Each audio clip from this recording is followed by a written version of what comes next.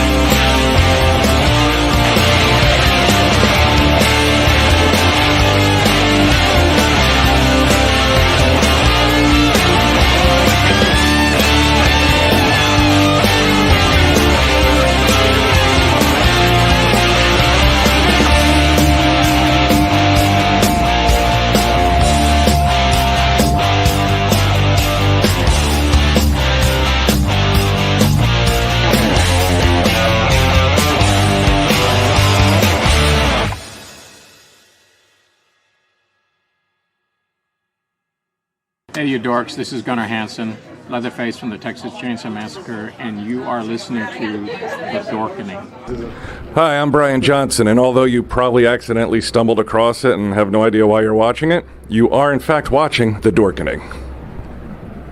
Hello, this is Tom Kenny, voice actor, the voice of the Ice King on Adventure Time. And SpongeBob SquarePants. Ah, meow. Oh, Gary the Snail, too. Hey, guess what you're filling your eye holes and ear holes with?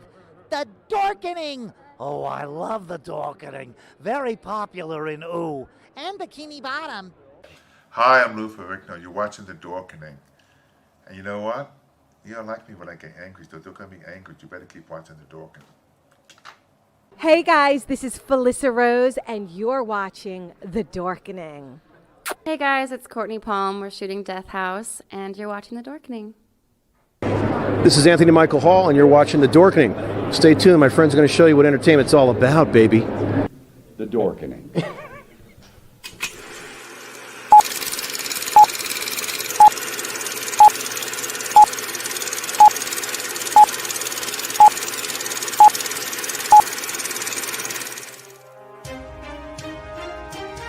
The Dorkening and all affiliated shows are not intended for anyone under the age of 18. The following may contain discussions or scenes that have adult situations, graphic violence, nudity, strong sexual content, and graphic language. This show is intended for mature audiences only. Viewer discretion is advised.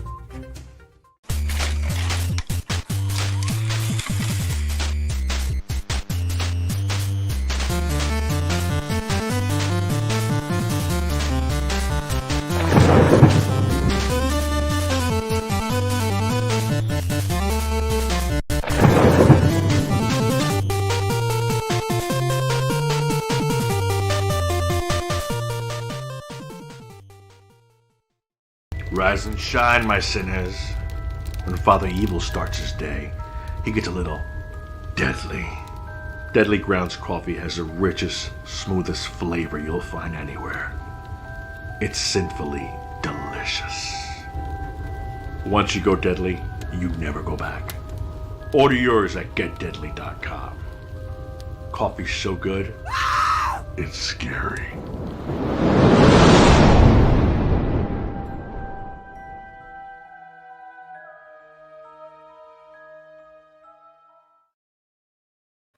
And welcome to another wicked horror show powered by the Dorkening Podcast Network. We got an awesome show scheduled for you today. And also, if you're just tuning in, the Deadly Grounds ad there.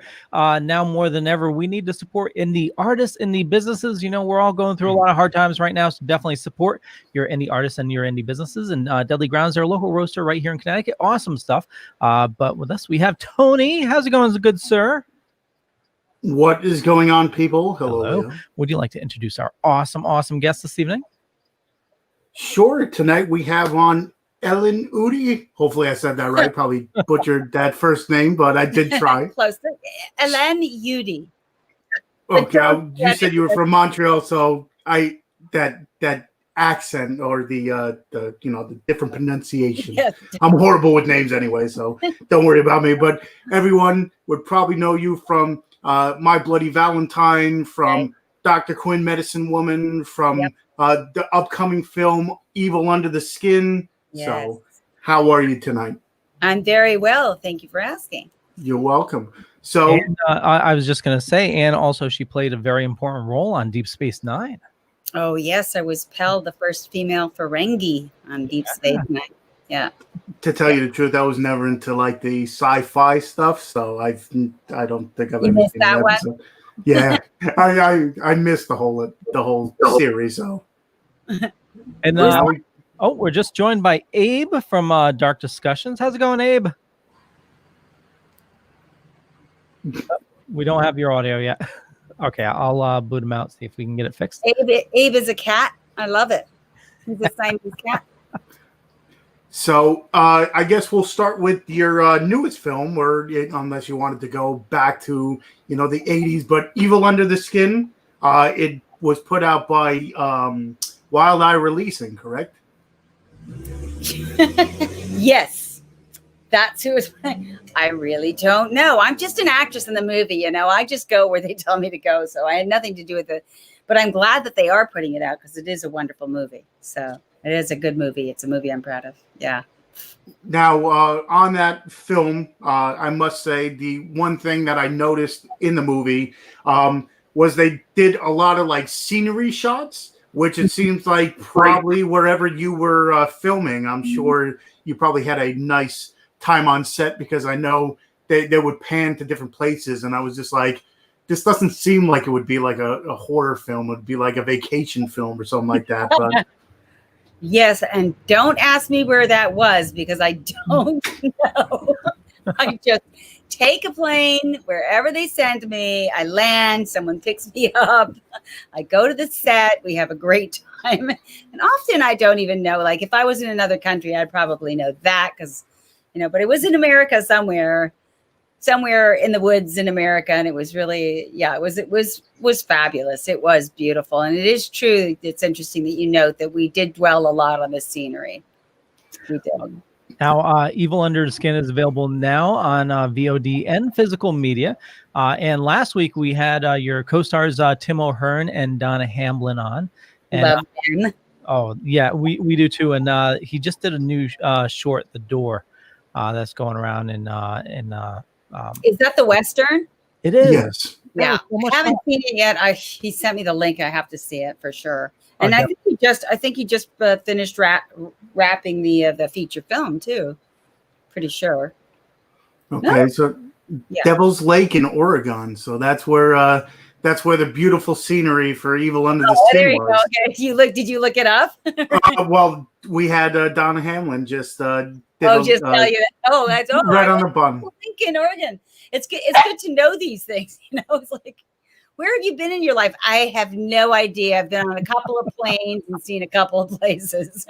With your IMDb, it looks like you've done many things. So at that point in time, probably everything kind of runs into each other. So I can understand, okay, I'm going here today and going here, but was this so? At that it was a year ago, but I just came back from Indiana. Remember that now. To do a movie called The Embalmers. So yeah, I'll remember it for a while, but we shot it a year ago and that's too long ago. Yeah. Well, I mean, with this COVID, it seems like, you're probably not the only, film to be taped how long ago. And it, especially with the precautions and everything, it's like, I mean, nothing. Everything kind of just went to a halt. I mean, there was some movies that they put out that kind of either was directly on, like there was a Zoom movie where like the movie was directly on Zoom, but for the most part, I mean, everything kind of just stopped. Yeah, for a while. Yeah, I've got a lot of things coming up, providing that, we can travel and stuff. But yeah, the industry's starting to open up now. Yeah, it definitely is. I mean, coming back to life, I mean, especially we've had, the couple people on the past couple weeks, and we keep on the hard. I mean, I think I harp on it more than anybody else, or I, say it a lot, that I think everybody's going to be clamoring for, I think, more independent stuff because Shudder's becoming bigger. So I think everybody's now not seeing the big blockbuster hits.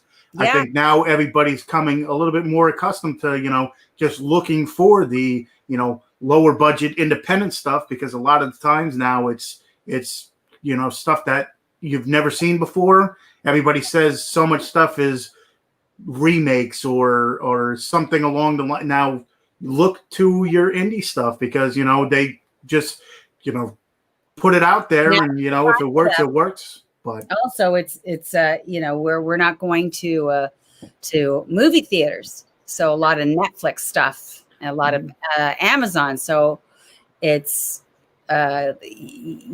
people are getting product that they don't have to pay as much for, but that gets exposure. I think it's a really interesting time in that way.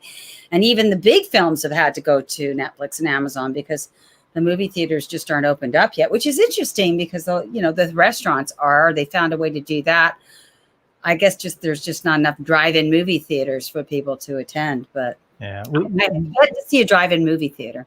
We got a couple around here, and it's we're in a tourist area, so there's a lot of the restaurants around here have gone to like curbside pickup and stuff like that. What about movie theaters?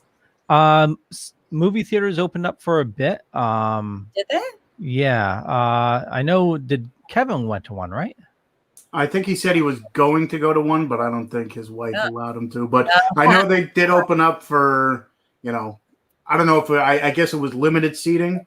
So I mean, I wasn't really a theater goer, so I couldn't tell you if the theaters around me opened back up.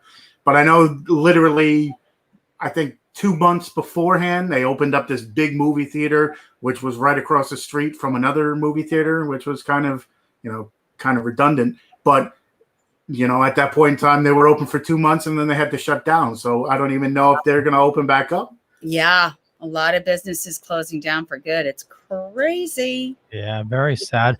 Abe, are you able to hear us, sir? Oh, we don't got your audio, Abe. Yes, that's a no. Yeah, we'll get him to try again. I'll message him again. Abe is from Dark Discussions Podcast Network, another network that we partner with. Some awesome guys out there. Yeah, he's got a beautiful cat. I love his cat. His cat looks like he's looking through a window in a spaceship. So you can do a lot of about where that cat might be. I know you recently released Evil Under the Skin. What are some of the projects that you have coming up? And we definitely got to talk about, your extensive career, because you've done some awesome stuff as well. Yeah. Oh gosh. I mean, there's so much going on. I should always be prepared with my IMDb list, because I always forget things. I'm shooting a movie this weekend that's with a friend of mine, and it's kind of more of an art film. It's a parody. It's a very interesting movie, but it's a very artsy fartsy movie. His name is Lior Shamritz. He's a very talented performance artist. That's where he's based, and I'm very excited about it. We're shooting on Saturday, and we just had a rehearsal today, and it was really fun. And there's a movie coming up called Distortion with Rod Smith directing, and that is a very interesting movie. It's also, I think it's set in Connecticut, actually. Oh. And I get to play the part of a nun. and not a clothed nun yet. She's about to become a nun. It's very sort of Rosemary's Baby kind of a movie.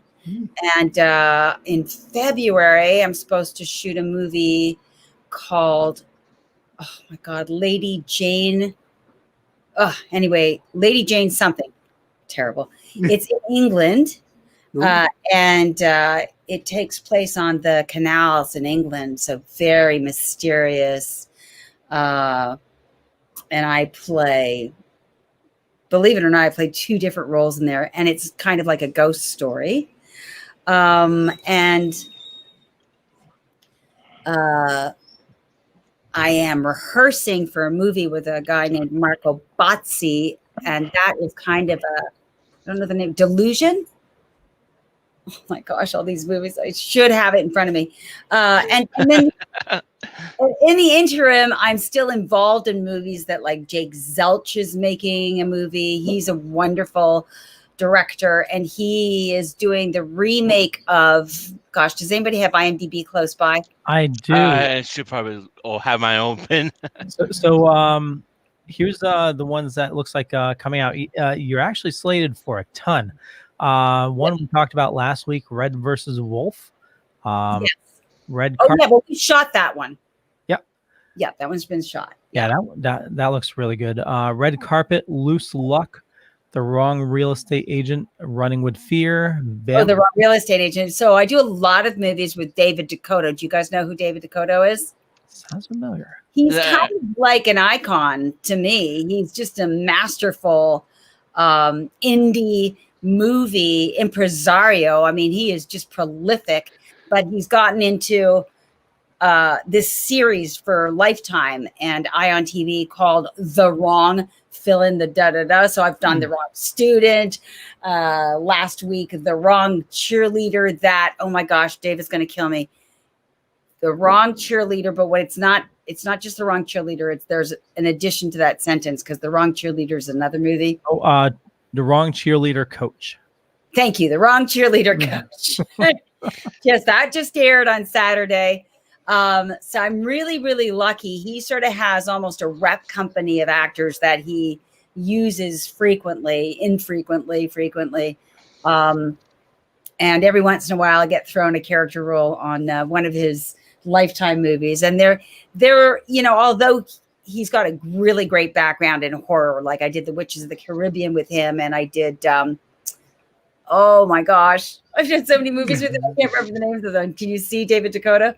But anyway, he's sort of moved into this sort of thriller genre, which I'm enjoying doing as well. So yeah, I do a lot of David Dakota movies. I believe David Dakota is going to go down in history as, just a major contributor to the indie genre and the possibility, like just the founder of high quality, low budget, like he just knows how to knock it off. He's really amazing that way. Yeah, his IMDb is huge. Tony, definitely maybe we should reach out to him. You should. Oh, if you haven't talked to David Dakota, you should talk to David Dakota. I mean, if I could try to put in a good word for you. You should definitely talk to David Dakota, because I really do think he is a person that you want to interview, because in the years to come, he will be somebody that a lot of filmmakers look back on and say, I learned a lot from David Dakota, how he did things. Yeah. I've shot movies with David Dakota that are brilliant in the genre that he shot in 2 days flat. And that's no exaggeration. Over the weekend, 2 shooting days, and he's managed to get it done beautifully. So yeah. Sounds like we got Abe for audio. How's it going? Yes. Abe? Hi guys. I finally figured it out. I want to touch you under the chin, Abe. I want to give you meow. Yeah, that's a picture of my old kitty Ty. He passed away a couple years ago, but Aww. He was a wonderful guy, and so he's a little ghost. That's a little ghostly kitty right there. Yeah, a little Siamese. A little Siamese ghost. But yeah, I just David Dakota was a name I had been I heard several times, but I might have accidentally come across his films, but I never realized it. Oh, really? Yeah, because I remember some people had mentioned him here and there. But I think also because I kept misspelling his name. I was literally misspelling his name. Is that what you're saying? Yeah, I thought it was when I heard Dakota, I thought it was, but I didn't realize it was this Decotaau. Teau. Yeah, it's French. I mean, French, so I know that's how to spell it. But I could see you spelling it like coat, Coat. You know, because Oh, he did did one of the Puppet Master films. That's right, he did. He goes way back. But he oh my God! Look at this list. Yeah. Oh my Lord. Yeah. Yeah, I feel like when I'm on his sets, I feel like I'm making history just because who's the other guy that started the independent film industry? Lloyd Kaufman? Yeah, I think that's the one. No? Who's the super mega famous B movie producer? Francis Ford Coppola. Yes. Did a movie with him. Who am I talking about right now? Oh, God. You can tell I'm over 40. Charles Band or something along those lines, or I mean, all these names are familiar, but I'm not sure if I'm thinking of the right one. There is somebody that is so well known. I think he did with Peter Fonda and Jack Nicholson and whatchamacallit. Never mind. I should have these things written down. But anyway, it's okay. Roger Corman. Yeah, Roger Corman. Yeah. David Dakota to me is yes. Roger Corman times 10, really, because his movies, David Dakota's movies, have evolved into out of B and into upper B, acceptable TV fare now. So I'm sorry. I said from B to upper B, almost A kind of deal. Yeah, almost A. Yeah, low A maybe. From a B to a B plus. Yeah, movie of the week type of stuff now. So, but he's just Anyway, I can now. How different? David Dakota. What? How different is it to go from TV to TV movies to My Bloody Valentine, like it became like a cult hit. Like, is there a big difference between each, or is it like? Well, I was a kid when I did My Bloody Valentine. That was my second movie ever, and I had no reference points. It felt like we were shooting a movie, and certainly we had all the wherewithal of a movie. We had, a large crew. We had a large camera crew with 3 camera people probably, lighting and gaffers, and we had the kind of crew that you require for a movie shot on film. And it felt epic, but I had nothing to compare it to. And also I just thought, well, you shoot a movie and then everybody sees it. Like, I thought that's just how it happens, right? I had no reference points at all. So it's interesting that the first 2 movies that I ever did in my life were very successful and appeared everywhere. And, I got to fly to Los Angeles to get my prosthetic made for My Bloody Valentine. And oh my gosh, who are the famous special effects people that everybody knows? Tom Savini. Tom Savini. No, that's not who I'm thinking of. Is that who it is, though? He's one of them. I mean, he's very well known for his prosthetic work and stuff like that. The Love and Dead series from Romero, for example, he did a lot of those body horror moments. If you think of a director's approach, then damn it, he did the remake. Well, this guy did The Man Who Fell to Earth. The reason this is kind of an interesting thing is because the week before they had been working on David Bowie. They were doing the prosthetic for his alien portion of The Man Who Fell to Earth, if you remember that movie. Okay. Yeah, okay. The brothers. They're brothers. Look it up, guys. Look it up. A lot of homework today. But so I just thought that that's how things go. I didn't have anything else to compare it to. I was really lucky initially. So, how is it different? Now it's very different because I work for the most part right now in indie film, and it's video. Fantastic digital production, but you need far fewer crew. And I'm working with mostly young. If you're on a David Dakota movie, it just feels like, feels like a regular set. It feels like the kind of sets that I'm used to. He manages to do that. And also he has the funding now that he can do that. But all the other projects that I work on, it's very much like a family affair. And I love that.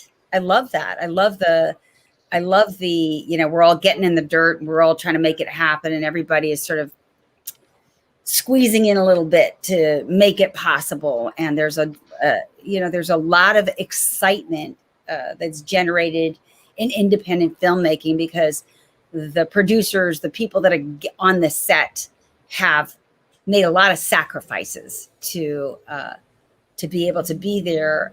Whereas, the big budget TV shows like Dr. Quinn that I was on, we were hired, huge set, huge production value, and everybody had a job. And most of those people had been doing that job for a very long time, and long enough that they found things to complain about, which is crazy in retrospect.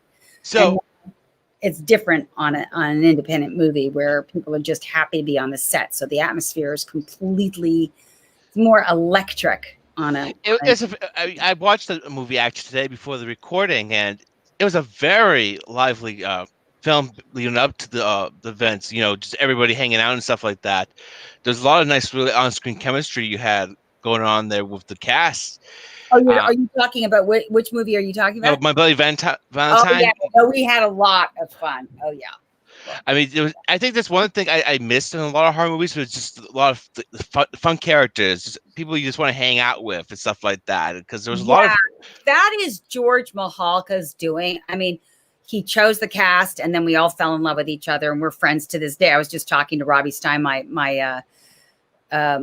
boyfriend in that movie yesterday, and the lead in the movie, Lori Hallier. I was just talking to her 2 days ago, and we were talking, about life and stuff and reuniting and whatever. But the director, George Mahalka, that was planned, that getting to know these characters and falling in love with them, that was a Mahalka-esque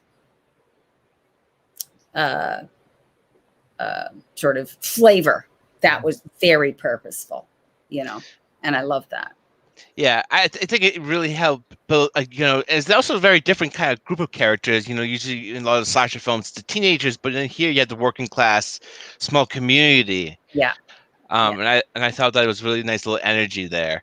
Yeah. What was it like getting into that, to know those people? Were you a little nervous since this was your second film?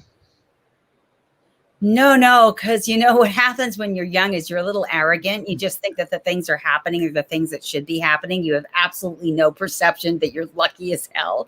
You just think, I'm an actor, so I'm acting. So this is what we do. We act and we meet people, and they're all acting too.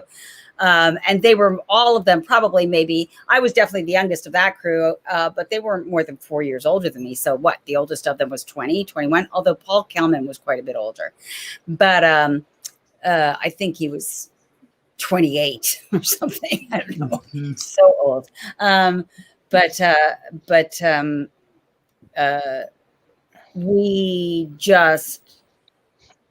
was the excitement about the fun of this movie.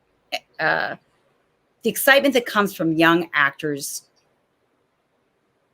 getting into their characters and producing something they think is going to be magical. And, by a great stroke of luck and genius on George's part, it was magical.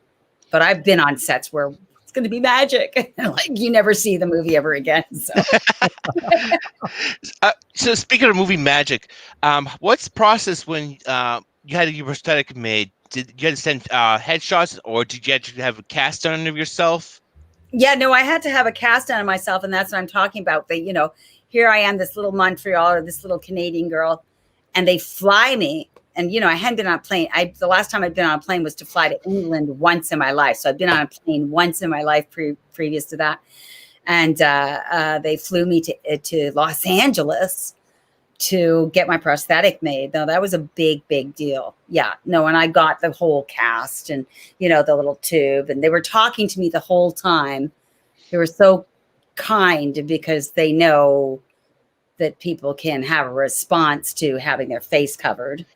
But I remember it just as a magical, fun time. That's so cool. Yeah. Now, cool.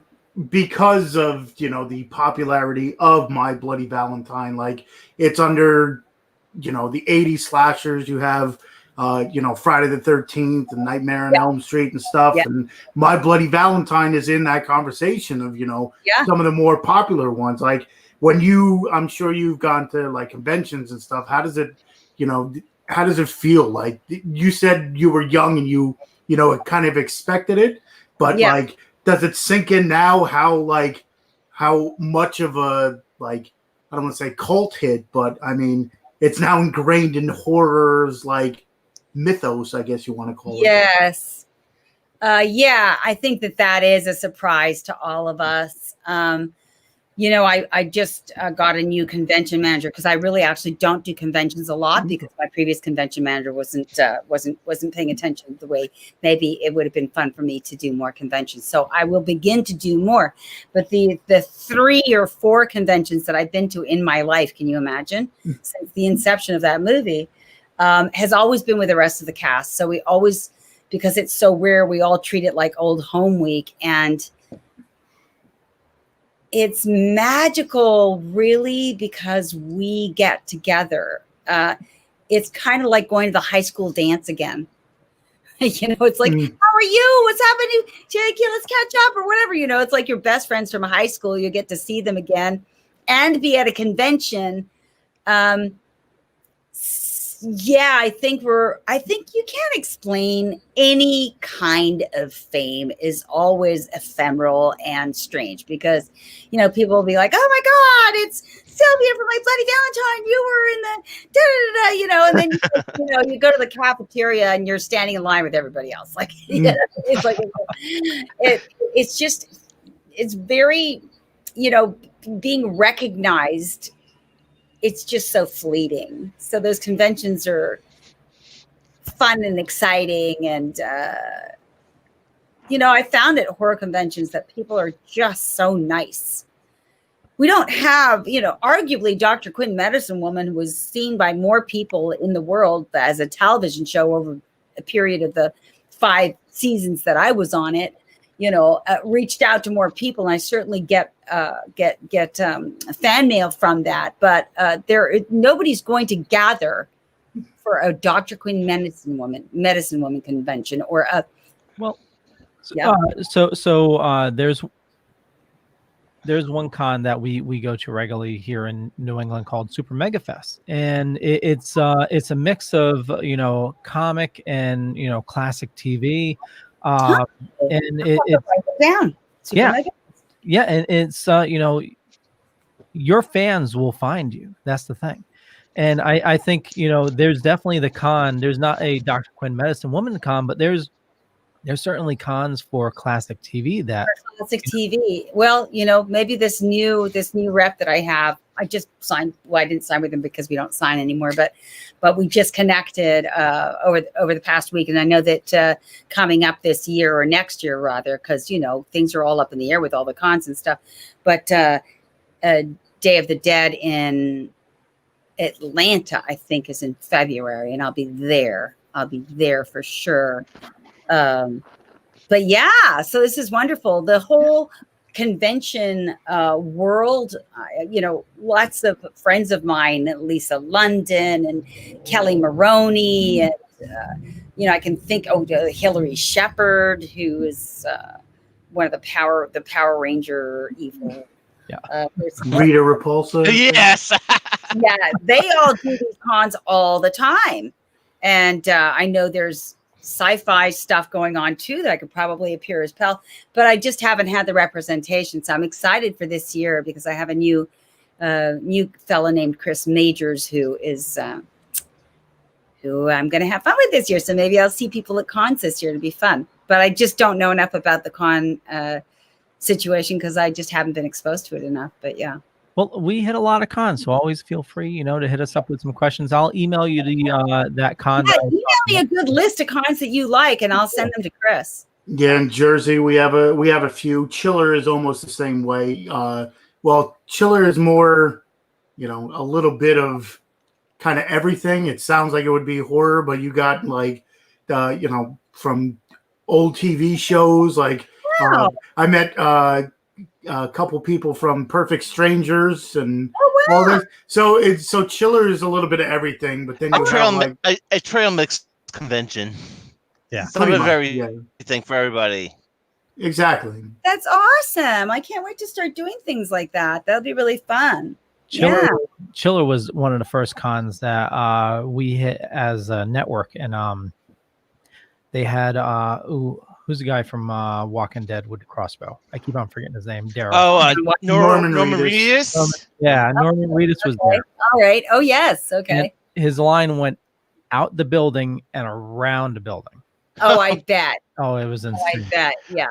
I don't think Dr. Medicine Woman's quite that popular, but give it time. Give it time. Maybe. Yeah, I can. I'll drum it up. Oh, totally. I remember when I got to see George Romero, and his line was just like that too. But it's always that fun anticipation of finally meeting that person, who you always wanted to see. Yes. Yeah. Yes. There's something really fun about going to cons and stuff. Oh yeah. We ourselves are like, like I said, I've only done cons with the My Bloody Valentine cast, which is so much fun. And there's just a line of us, and then we'll sneak around and look at everybody else what they're doing. So is it like anniversary gatherings, something like that? I'm sorry, what's the question? Is it so? Were those little moments like anniversary gatherings? Yeah,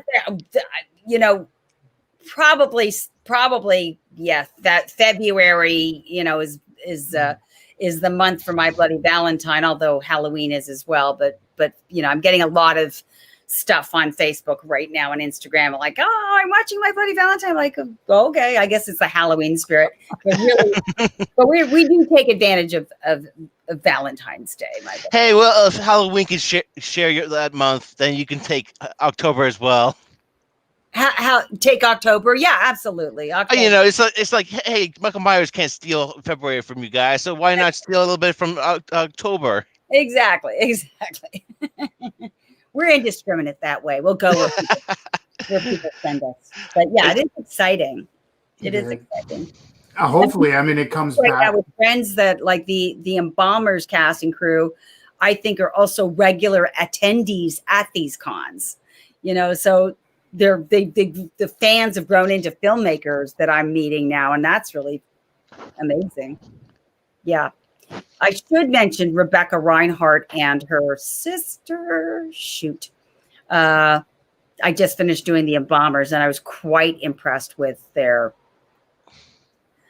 situation. They seem to be just knocking out these movies in Indiana. Like, there's a crew of new indie horror filmmakers. Have you heard of Rebecca Reinhardt? Do you know who that she is? Look her up. Diane. Just knocking movies out like crazy right now. So, yeah, it's crazy. Yeah, fun. I brought them up. I'll definitely look into them. Yeah. Bombers is the movie you said? Is the latest one, is the one that I was in, but like shortly the next week, everybody was flying somewhere else to do Attack of the Killer, Pumpkins or something. I don't know. Like, it seems like every week they're doing another movie, and I have to say I've seen the trailer. They already put a trailer together for the Embalmers, and it was like, wow, they know what they're doing. Well, at that point in time, especially hit while the iron's hot, where people are, especially this month, trying to get as much out there as you can. Yeah. I'm a horror movie fan, so I'm going to watch it all year round. But especially this month, everybody's like, "Oh, tell me a scary movie." It's like just watch horror all year round. But the people that it's not their first choice of watching a movie, October is definitely the month for people to look up horror movies. Watches a horror movie in October, of course, but it's one of those deals where I see it all over Facebook now, and it's just like, come on, where's the like? If we had this beforehand, like every month, you'd see all these movies come out even more because horror, especially in like mainstream. If you had to like list the genres, horror has always been on the low end of it, and it's just like it's. I think it's one of the most fun genres out there and one of the most creative and stuff. So it's like you can put out some horror movies and people will watch them, but I guess I think differently than some. One on Netflix at this point. I'm like, I think I've watched them all. Well, have you checked out Shudder? Huh? Shudder has a great selection. Shudder. Oh, Shudder. CHSHUDDER. Correct. Yes. Is that a network kind of? Yeah, it's literally like a Netflix of just horror movies. Oh, interesting. So they put out owned by AMC. I believe so. Yeah. Oh, okay. And it's one of those things where I mean, it started off where it was more classic horror, and then they started adding international horror. Now they have they picked up Creep Show. They have a Creep Show TV show. They have one. It's called. I actually hope they make a couple more seasons, but it's called Cursed Films, where it was like 4 or 5 different films that they went and Poltergeist was one of them, and they were talking about how behind the scenes it was. Yes, like, some of the cast died and stuff like that. Yeah, on 4 different films. The cast died in that movie?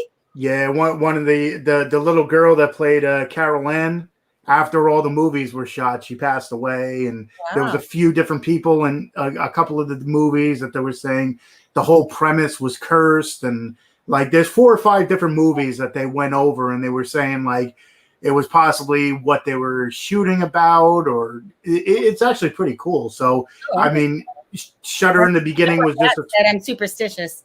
Yeah, I guess looking at some of these things, I was just like, I don't 100% believe in that stuff, but it's like some of it's a little bit more than coincidence, and it's like maybe they have something, but. Just real quick in the chat, I believe Sergio was asking about your next movie, and actually we have a trailer. We'll play it right here, and no, we don't have too much time. Oh yeah, Evil Under the Skin. We should get back to talking about that. Totally. So here's Evil Under the Stairs. It's sorry, not Evil Skin. Under the Skin. I was thinking of People Under the Stairs at the same time. People Under the Skin would be pretty interesting, though. Oh yeah. Evil Under the Skin. There's information in the show notes down below or up above, depending on where you're watching or listening to us. It's out on VOD right now and physical media for you collectors. Here we go.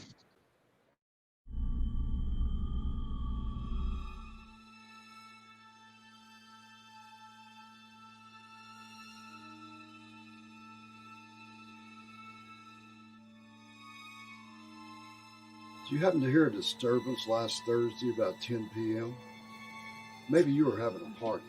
My daughter and I, we're eating and sleeping and sunbathing, and it's all very low key. Okay, just one more shot, and then we'll slow down. Leave your daughter by herself at any time? Is everything okay? That's why we're here, Miss Palmer. This is how it starts. This is how it always starts. If anything had happened, she would have told me. We all have secrets, Miss Palmer. Kids do things sometimes they don't want to talk about. Type of behavior we wouldn't expect. Leave your daughter by herself at any time? My daughter is gone. Gone. Gone. Do you understand? She's not here, and if she needs help.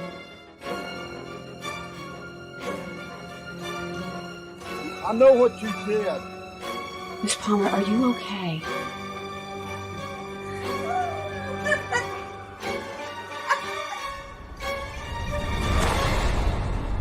here. It's my baby.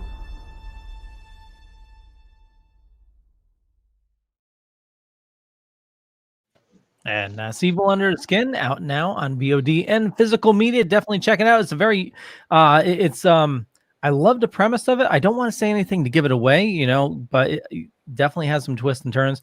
And the creepy the creepy guy in the woods, that is Tim O'Hearn, who we had last week, who has a awful report out as well. Yeah, Donna Hamblin as well from last week. Because there was a lot of creepy guys in that movie. Now, that's one of the questions I was going to have, is that one scene where it was you and your daughter drinking, partying together. Mm-hmm. It was, I must say, at that scene, I was like, okay, I'm going to bed now. Okay, maybe one more, and then one more, and it turns into a nice drink fest. Yeah. That was one of the things I wanted to bring up. That was one of the scenes I was like, oh, okay, well, so it seems like they kind of, did you actually, actually get party on the set? I can't remember. I'm actually not much of a drinker. I'm a real lightweight, so it's very unlikely that was real booze. But I think it was supposed to be cinnamon ball, what's it called? That whiskey, cinnamon whiskey. I love that whiskey. Oh, Fireball. Fireball, thank you. Oh, okay. Love the Fireball. But no, I'm a total lightweight, so no, we weren't really drinking. But do you remember drinking or not? The thing is, right now, I don't. I can only tell you it was probably not alcohol, simply because I know what a lightweight I am, and they would have been really stupid to feed me. I would not have been working the rest of the evening. But my recollection of things is a little misty, so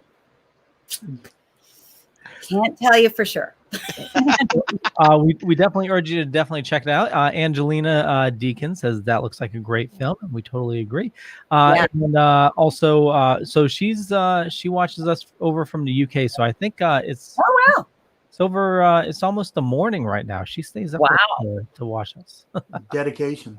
Yes. Hello. I've got a British passport. I'm so happy. Oh, nice.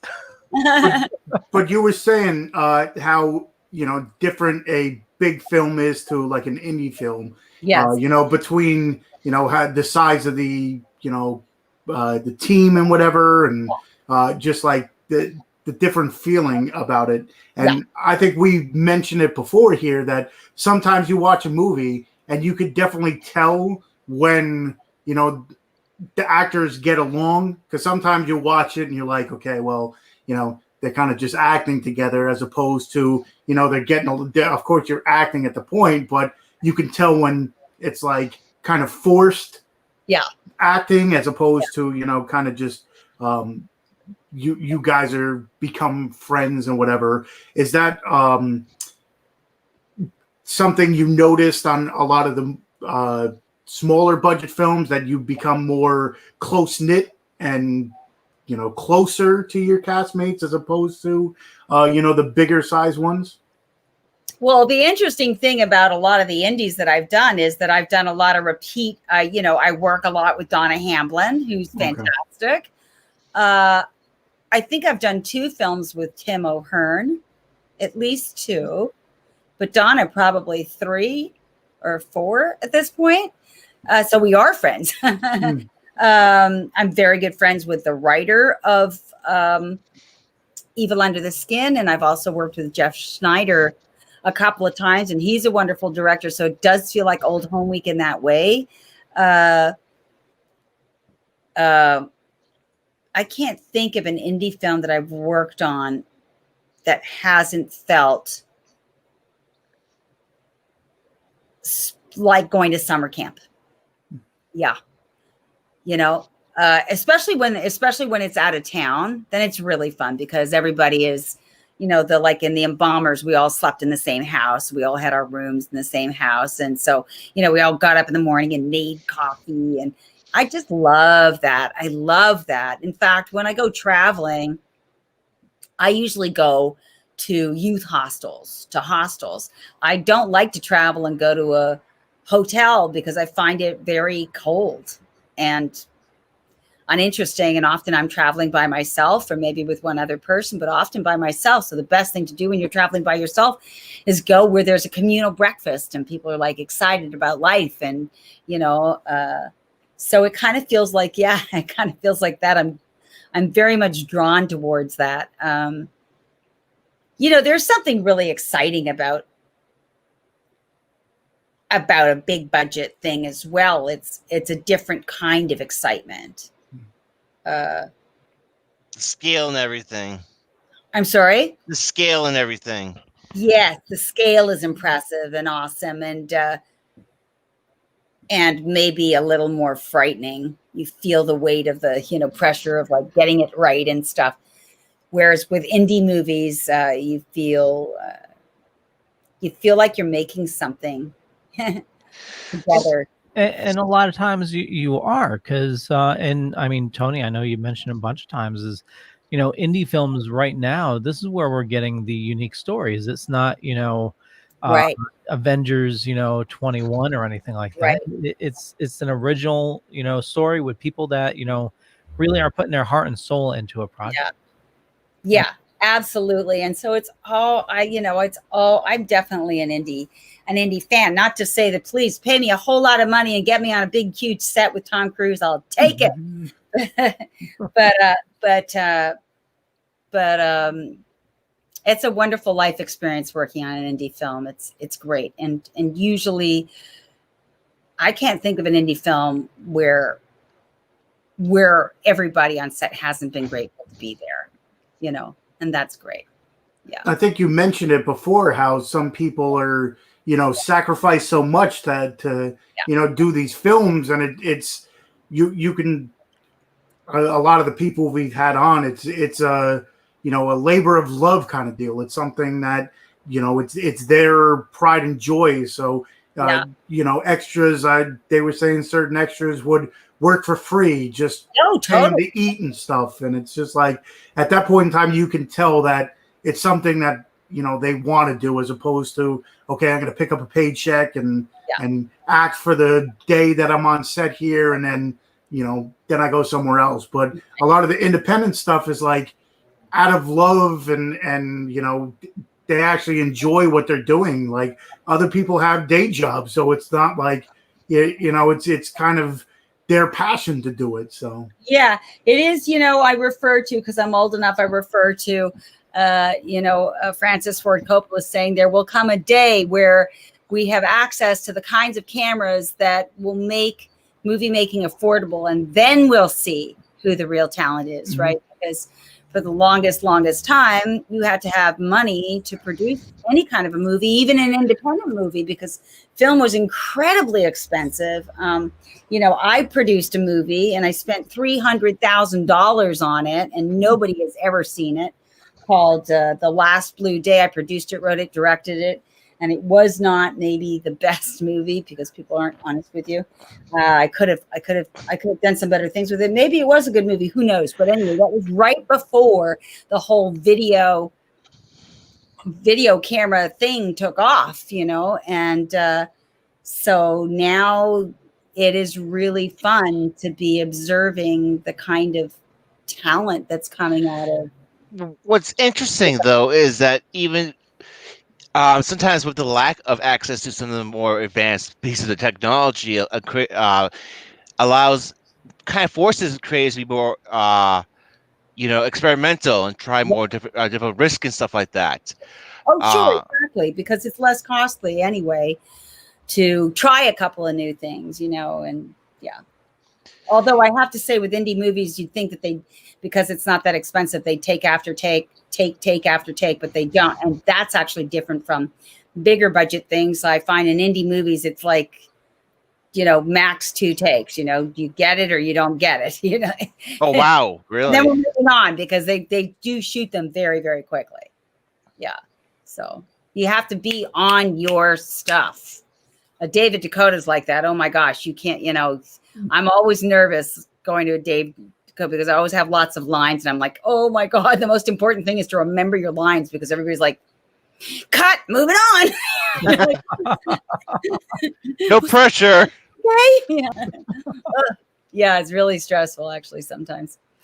But he's kind of in between because he's got enough money to hang himself with. In other words, he's got enough money because he's got a bigger crew and everything, but he doesn't have enough money to saunter through the day,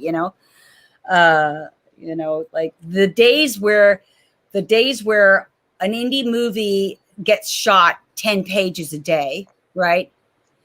Those days are almost gone. Like that is a luxury, only shooting 10 pages a day. Like on a David Dakota set, you might be shooting 20 pages a day. So you better know it. And in the indie movies as well, I find, they, you shoot more pages in a day than you. So you shoot more screen, like a page is supposed to be a minute of film. So obviously 100 pages is 100 minutes of film. So you shoot lots more minutes on an indie film in a day, because a standard, think about it, like a Denzel Washington movie, it's a 2-hour movie because it's too long or something. But, they shoot that sucker for 6 months. Yeah. 6 months they're shooting that darn movie. We can shoot a movie in 3 weekends and 6 days. And that's why the product, And that's why I give it to a lot of the lower budget films. A lot of these people, what they don't have in, visuals or whatever, you got to look at behind the scenes, how much, when you were saying a lot of these bigger budget films, they'll have, months to shoot. When you're making an independent film and you have a week at most, a couple days at most, and then elements happen. How many times have we heard, video gets lost or something like that. So there's so much that goes into, like, before I really got into this podcast and whatever, I don't want to say I was, a worst critic or whatever, but I used to watch certain movies and be like, what am I watching kind of deal. And now, talking to what actually goes behind it, it's totally different. My mindset is totally different. So when I watch a movie, it might not be, award winning, but I give it a lot more credit than I ever did before, because it's like, I don't know what happened behind that. Something could have happened and they rushed it. And this is the best, Kevin mentioned it many a times. He's like, even if the movie isn't the greatest, it's something 10 times better than I ever did, because we never did a movie. So at that point in time, it's like, we have nothing to, talk about. We can't say anything. So it's like a lot of these people, a lot of these fans, movie fans these days, the movie critics, as much as they, rip on movies, it's like, one, you probably didn't even see the movie that you were trying to rip on. And two, it's like, you have no idea what goes on behind the scenes. Oh my God, it's just like, it's amazing to have people come together and put something on film and have it be something. You know what? There's another movie that I did with Donna Hamblin. I always forget to mention this filmmaker, Dag Nabbit. If somebody got their IMDb up, it's a movie with Donna Hamblin that I did. The reason I want to mention is because this filmmaker, Tino Zamora, is his partner. Do you guys know Tino Zamora? Sounds familiar, but I can't put. Anyway, these guys knock some films out, and they also really know how to do great movies fast. They know. What is the name of the filmmaker? Can anybody, if you happen to look it up? Is it the Krampus Carol? Loose Luck? Red versus Wolf? Krampus Carol. That's Krampus Carol is Jake Zelch, who is fabulously talented. Loose Luck is Jeff Schneider, who's fabulously talented. Yeah, no, it's not those. Let's see. Is it something in production right now?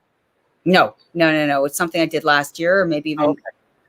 Let's see. Hellcat's Revenge, Evil Under Skin, Axemen 2, Like a Shadow, Tales for Midnight, Challenge of 5 Gauntlet, 60 First House on the Hill. No, but that is an interesting Italian director. First House on the Hill is kind of a European horror movie shot in Los Angeles. Is very interesting. Very, very interesting. Very interesting director. Very interesting movie. Very moody. Yeah, there was a lot of pressure in that movie too, because I knew that they had come from Italy to shoot this movie, and No, damn, I can't think of it. Anyway, Tino Zamora. Look up Tino Zamora. Tino and then Zamora and his partner. I want to mention because he is the writer. They're a writing directing team, and they put out a lot of really good quality, interesting horror stuff. Okay, he's a producer. Do you see Tino Zamora? Yep. Yeah, The Beast Beneath, Amber Alert, Lake of Shadows, American Horror Show. It might be in that series, American Horror Show series, that I did something in. Oh yeah. Anyway, I just want to mention that crew because they're also like, there are people out there that that are just knocking them out, and I don't know how they manage to do it, but they do. And they're always good. And then there are people like Jake Zelch is one of my favorites. I've mentioned him a lot. He's just got an artistic sense. He takes a lot longer to produce his movies. He probably does one a year. Donna's in the chat room. She says The Dark Lullaby and Michael Rodriguez. Thank you, Donna. Michael Rodriguez. Thank you, Donna. So glad that she was in the chat room to be able to, because I think he's worth mentioning, and that's a great movie. Actually, Donna stars in that movie. Yeah, he's a filmmaker, and that's very, anything he does is going to be thrills and chills and fun, and still mom and pop. He's still cracking them out on his own. So yeah, I like to mention those people. Let's see Troy Escamilla, obviously, that was a slick, Mrs. Claus, right? Mrs. Claus. Yeah. Very Troy is kind of a mini David Dakota to me, not mini because he's just younger than David Dakota, but his sets are very, they're just close knit and stuff, or no, they're more professional. But again, the movie that I was on with him, Mrs. Claus, I was staying at a hotel. No, I was staying at Troy's house actually, but the teenagers were very bonded.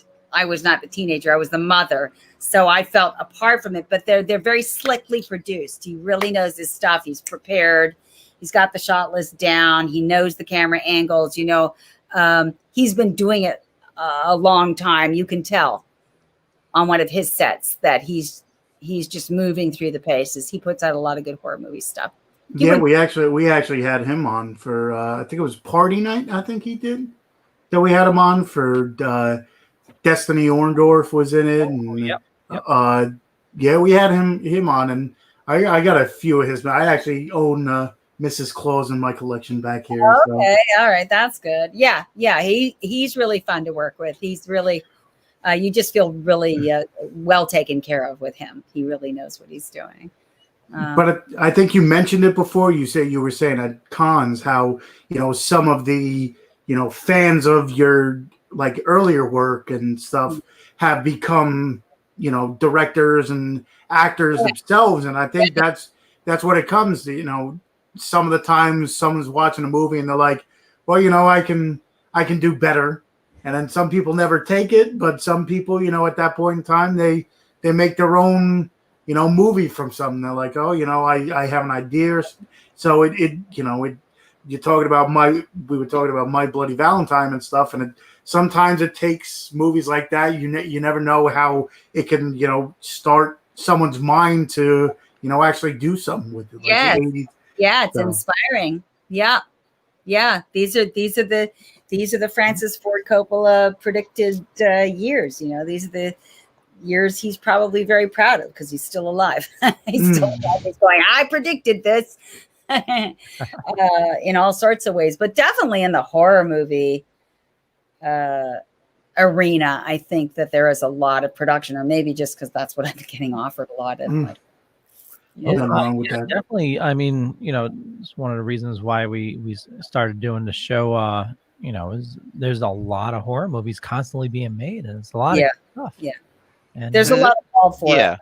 It's I mean, on the Dr. Discussion podcast too, we try to find some of the films that don't get much attention, and once in a while we can find some real gems. Yeah. And it's so much fun too because it's like just kind of digging into the almost like that feeling when a paleontologist discovers an ancient skeleton or something like that. Yeah. It really enthralls because it's like, oh my God, how did I not notice this?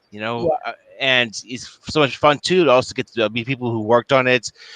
We've talked to directors. Yeah.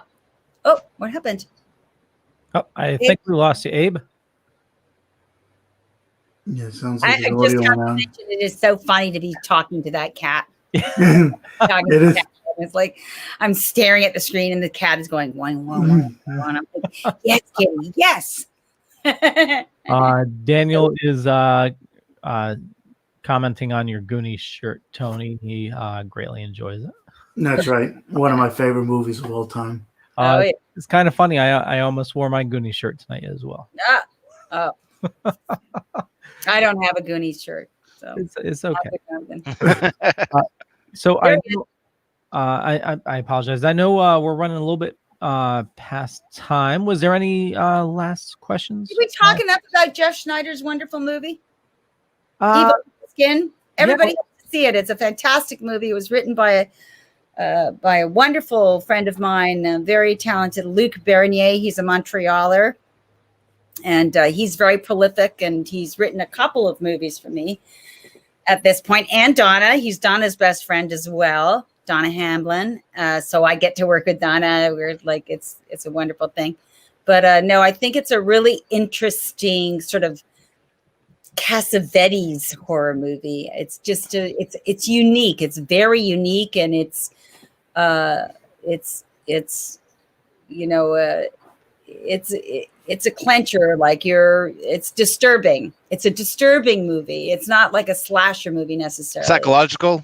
It's a psychological. Thank you, Abe. It's a psychological movie, and I'm really proud of it. And I think I think the whole team is extremely talented. So I want to make sure that everybody knows that this is the reason I'm on this show. Yeah, I think it's a good time for its release too, because I think psychological thrillers have been really making a push to the front stage in the genre.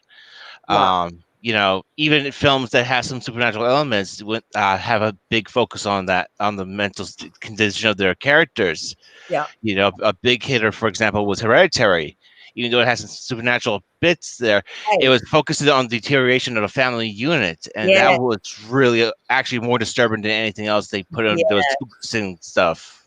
Yes, but it's kind of like the back to the 70s. I know we've got to wrap up, but back to the 70s where characters were important and interrelationships were important, not just the gore and the So well, so for the people just joining us now, what I'll do is I'll run the trailer again. Do you want to introduce the trailer, Helene? Me? I don't know what to say about it. This is a wonderful movie called Evil Under the Skin. This is the trailer for it. Enjoy. Here we go.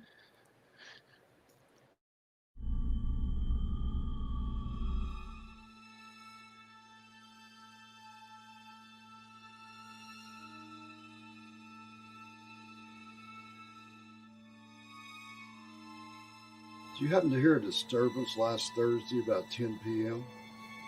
Maybe you were having a party. My daughter and I, we're eating and sleeping and sunbathing, and it's all very low key. Okay, just one more shot, and then we'll slow down. Leave your daughter by herself at any time? Is everything okay? That's why we're here, Miss Palmer. This is how it starts. This is how it always starts. If anything had happened, she would have told me. We all have secrets, Miss Palmer. Kids do things sometimes they don't want to talk about. Type of behavior we wouldn't expect. Leave your daughter by herself at any time? My daughter is gone. Gone. Gone. Do you understand? She's not here, and she needs help.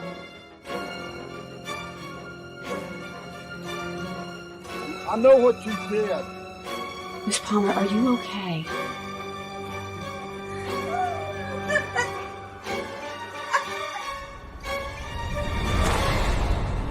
Nobody hurts my baby.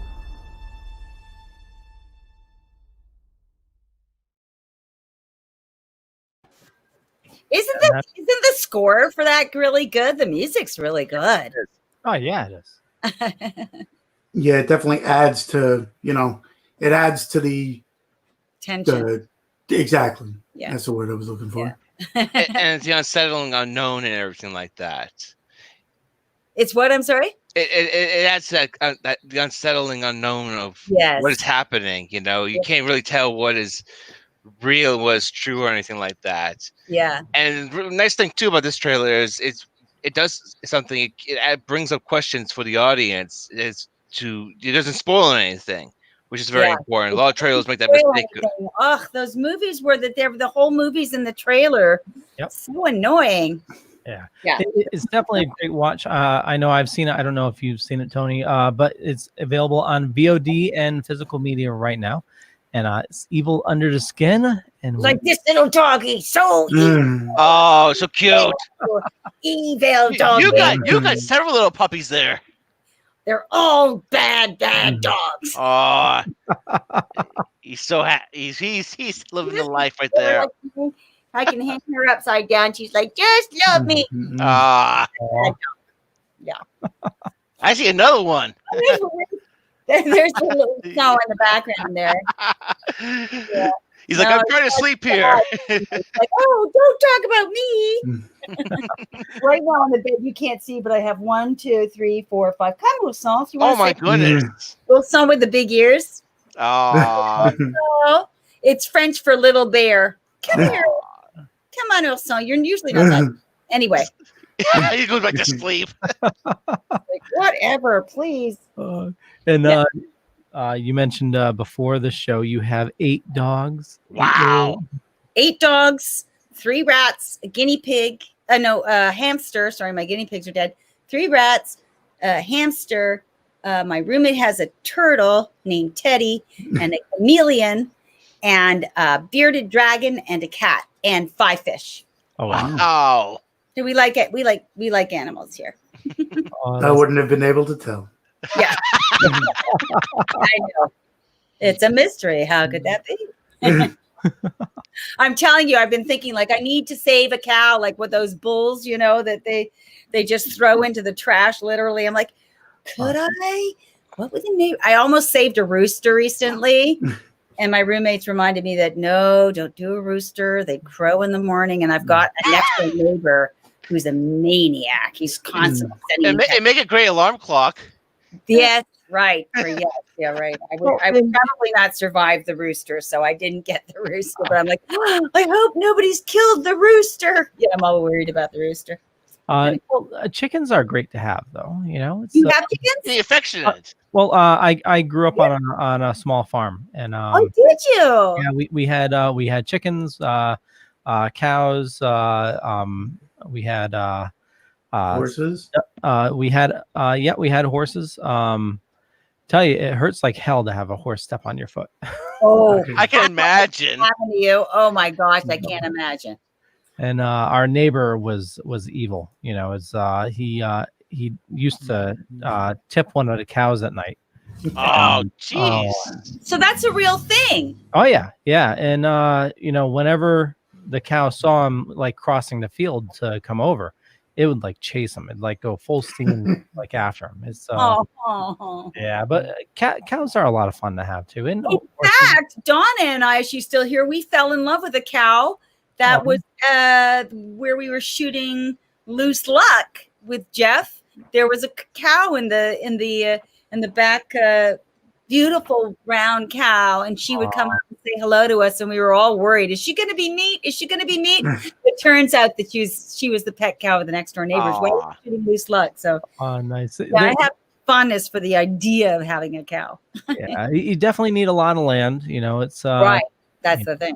Yeah, and they, it's if you end up milking them, it's and the same with chickens. Fresh eggs in the morning. Yeah. And chickens eat up all the bugs in the grass. That's true. Yeah. Well, Jake Zelch, who's Mia Moss, and who's is it Savage Don he's working on right now? I don't know. I've got a part in the movie. I just haven't shot it yet. But he has a farm. Oh, also, I should tell you about Jake's. Darn it, I should have brought the soap. He's also just on top of being a filmmaker. He's just opened a soap shop, but he lives on a farm like that. So anyway, that's Jake. Too much. I'm madly in love with Jake. Can you tell? I just like him as a person, as a human being, as a filmmaker. But yeah, he's a farm kid. Yeah, I just brought up his IMDb. I think we've had him on the show a while ago. Have you? He looks very familiar. What is he in production on right now? Because I'm in that. Yes, Savage Vengeance, the possession. Savage Vengeance, not Savage Dawn. But Savage Vengeance is a remake, and he's just really talented. But he lives on a farm. Yeah.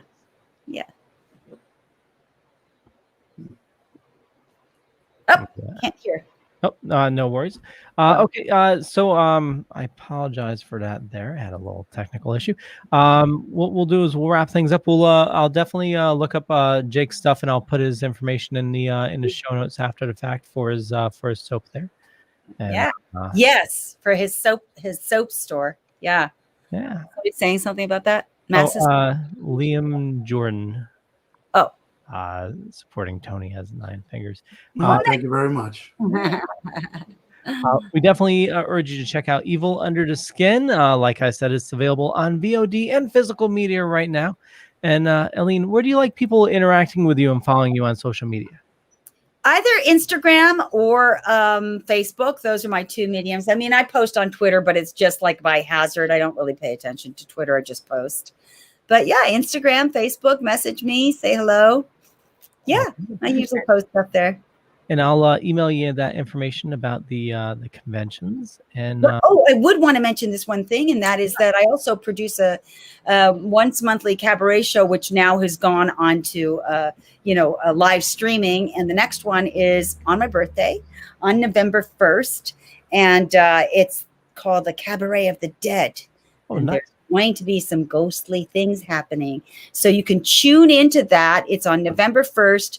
From 5:45 to 8 p.m. Pacific Standard Time, and just go to my Facebook page and my name. It'll be live streaming on Facebook. So please tune into that. It's going to be really fun. I do this cabaret out in my front garden at night, and all the neighbors and people come and they stand outside of the gate, socially distancing, and we perform in the dark for them. It's really fantastic. So. Nice. And you said that's November 5th? November 1st, the day after Halloween. So it's the Day of the Dead. We didn't want all the Halloween competition. And we love the Day of the Dead anyway. It's kind of spooky. In California, it's a big deal, the Day of the Dead. So, yeah. And you also did a circus thing, right? Well, yes. This is the circus thing I've been doing as more of a family entertainment, also out in my front yard. But as things have gone, I've decided to get back to the more, it's not like pornographic or anything. It's just more adult entertainment. There might be some cussing, or there might be some adult, stuff that you don't want your children necessarily exposed to. But yeah, it's a cabaret. I mean, your teenagers can watch it and it's not a problem at all. But yeah. Hey, Tony, you can watch it. Yay. AIDS Cat can watch it. Yeah. Cat might even be in it, because we do have some ghostly kitty cats. So we'll definitely put that on our calendars to check out November 1st, and we'll head on over to your Facebook page. Abe, where do you like people following you? Well, you can find me on Facebook. And if you want to follow the Discussions podcast, you can actually find us on there as well. We actually have a main site as well. And we have been expanding, reach out to more people. We have a Patreon if you want to support us. Every once in a while, we make a draw from a random number of people with suggestions for possible special episodes. We pull one of those numbers out, and whatever we got, whoever's the winner gets that suggested film as a episode. We have several on queue that we're going to be working on, and if you have a film you want us to check out, put your name in there, and also because it really helps every little bit, because it does cost money for the recording and trying to get the site up and everything like that. And if you just want to follow us on the Dr. Questions podcast page on Facebook, please do. We would love to have you. The more the merrier. And I got all that information in the show notes down below or up above for Dark Discussions. We need to do that as well, set up a Patreon, because it is it's expensive. It definitely, I run into the red running this network, and it's just Patreon could definitely help. Tony, you can find me at Tony Has Nine Fingers on YouTube, where I do movie reviews, unboxings, whatever have you. Anything movie related, I do on my channel. Right now, I'm doing the 31 Days Hath October series, where I'm doing 31 horror movie reviews in 31 days. Wow. You can find me at Tony Has Nine Fingers on Twitter. Hardly ever use it, but I am on there. Tony's Movies on Instagram, where I show off the movies behind me. And, of course, here on The Dorking most Tuesdays. Leo? Yeah. And for me, just Google Leo Pond. You find a bunch of stuff. Could be true, could be not. But, I'm not going to say which is which. But more importantly, check out Evil Under the Skin and go follow Helene. And this has been another Wicked Horror Show. Powered by the Dorkening Podcast Network. Head on over to thedorkening.com, where you can find all the shows on the network. 30 shows on the network right now. And we'll catch you guys later. Bye. Bye. Bye, guys. Bye. Bye, kids.